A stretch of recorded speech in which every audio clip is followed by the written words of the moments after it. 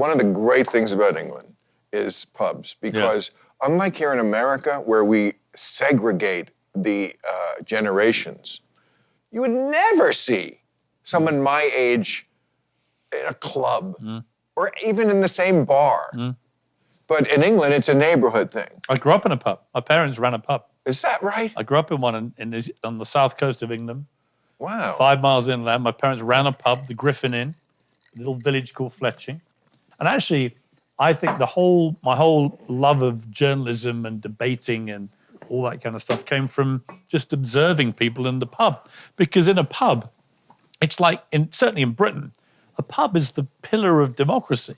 It's people from all walks of life. You'd have millionaires next to, sheep herdsmen. Right. And they would be debating the issues of the day. It didn't matter what class they came from. It didn't matter how much money they had. As long as you could stand your ground for a pint, you would vigorously, animatedly debate stuff. Right. And then you'd clink glasses, you'd have another pint. I would see people in pubs, like passed out, sitting on the bar stool. You don't see that in America. No. You just do not. No. And they would and it was not a thing. It was not a thing that bothered the other patrons, the bartender. No. He would literally be a rotting carcass was perfectly normal on a Friday night. just Drag like your mates out. out of it on the stool, like a nodding heroin addict. Oh, yeah.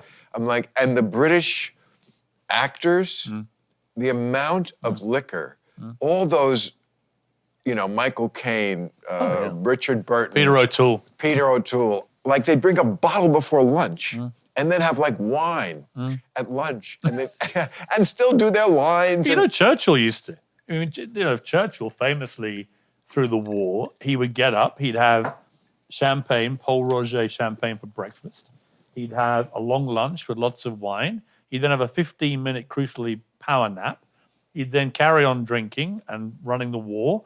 And then at night, he'd write voraciously. He'd write these enormous speeches which galvanized the nation. But he would basically drink all day, Churchill. And yet he's the greatest Briton in all the polls we've ever had. I mean, I'm not saying kids do drugs or anything, but the amount of creative output that was, lubricated and birthed, really, midwifed by whatever, liquor, LSD, marijuana, I mean, it's the Beatles, Sgt. Pepper. What would that have been like? Not just that one. No, but I'm just saying, as an example of an album written on psychedelic drugs, if you took the drugs away, what would they have done?